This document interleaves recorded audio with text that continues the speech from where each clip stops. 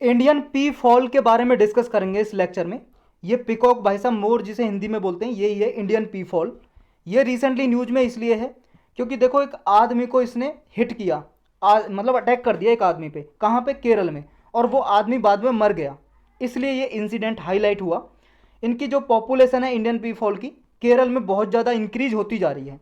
तो इनके बारे में डिस्कस करते हैं। देखो पी फॉल है जो, वो कलेक्टिव नेम है पिकॉक का ही। पिकॉक्स बहुत सारे मोर को मिला के बोलते हैं पी फॉल। जो मेल होता है देखो उसे पिकॉक बोलते हैं, हिंदी में बोलते हैं मोर।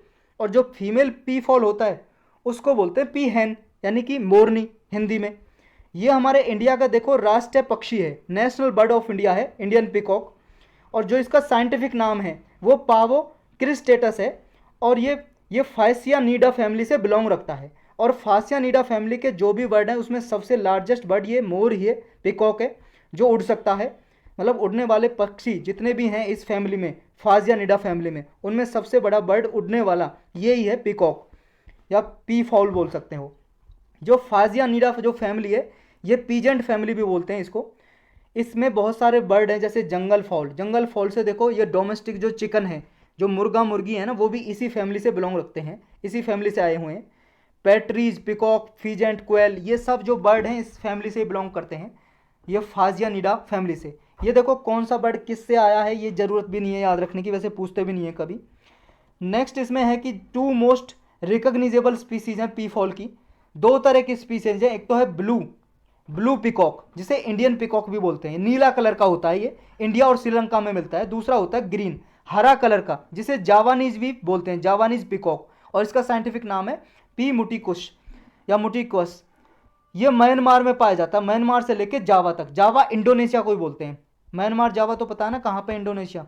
ये भाई साहब देख रहे हो आप, अपना हिंदुस्तान दिखाई दे रहा है, ये आपको म्यांमार दिखाई दे रहा है, यहाँ पे म्यांमार, पेन चेंज कर लेता हूँ मैं, ये म्यांमार और ये आपका इंडोनेशिया। म्यांमार से इंडोनेशिया तक इनकी पॉपुलेशन पाई जाती है। जावानीज पिकॉक या फिर बोल सकते हो ग्रीन पिकॉक। इनका हैबिटेट कहाँ पे रहते हैं? देखो जो इंडियन पिकॉक हैं वो देखो इंडिया में तो मिलते ही, इंडिया के तो नेटिव है, मूल निवासी। ये पाकिस्तान और श्रीलंका के कुछ हिस्सों में भी पाए जाते हैं। ये स्पीसीज देखो करंटली सेंट्रल केरला में, सेंट्रल जो केरल है, केरल का सेंट्रल पार्ट, हमारे जो राज्य है केरल, उसका सेंट्रल पार्ट है, उसमें ज़्यादा पाया जाता है। उसके बाद साउथ ईस्ट और नॉर्थ वेस्ट पार्ट है जो केरल का, वहाँ पे एटलीस्ट 19% जो स्टेट का एरिया है वो सूटेबल है अभी मोर के लिए, रहने के लिए, इंडियन पिकॉक के लिए। 2050 तक आते आते इसका जो एरिया सूटेबल हो जाएगा 40 से 5%, मतलब इतने एरिया में पिकॉक और ज़्यादा फैल जाएंगे, इनकी पॉपुलेशन बढ़ने वाली है। देखो जो पिकॉक है वो फॉरेस्ट एज में रहते हैं, जैसे जंगल है, जंगल के आसपास रहते हैं चारों ओर। और कल्टीवेटेड एरिया जो रहता है जहाँ पे लोग फसल उगाते हैं, एग्रीकल्चर एरिया, वहाँ पे पाए जाते हैं। इनकी वजह से कुछ प्रॉब्लम होती है, परेशानी होती है, वो क्या? एक तो ये पैडी फार्मर के लिए थ्रेट है। भाई साहब देखो जो धान की खेती करते हैं, ये पिकॉक क्या, उसके सीड को ही नष्ट कर देते हैं, बीज को, धान के बीज को ख़राब कर देते हैं, फसल को। इनकी वजह से मैन एनिमल कॉन्फ्लिक्ट भी होता है। एग्रीकल्चर जैसे ही एक्सपेंशन हो रहा है, जैसे ही ज़्यादा ज़्यादा कृषि बढ़ रही है, खेत बढ़ रहे हैं, जंगलों को काट रहे हैं, डिफॉरेस्टेशन कर रहे हैं, पेड़ों को काट रहे हैं और खेती ज़्यादा कर रहे हैं, तो क्या होगा? जंगल कम हो जाएंगे तो स्पीसीज बाहर आएंगे जंगलों से, तो ये ह्यूमन को इन्वेड करते हैं, फिर एनिमल ह्यूमन कॉन्फ्लिक्ट होता है। जो इनकी पॉपुलेशन ज़्यादा बढ़ रही है पिकॉक की, एक क्लाइमेट चेंज का एक तरह से सिग्नल है कि क्लाइमेट चेंज ज़्यादा हो रहा है और इनकी पॉपुलेशन बढ़ रही है। और देखो ये ड्राई कंडीशन में ज़्यादा पाए जाते हैं, जहाँ पे सूखा रहती है, कम बारिश होती है, वहाँ पर अधिकतर ये ज़्यादा पाए जाते हैं।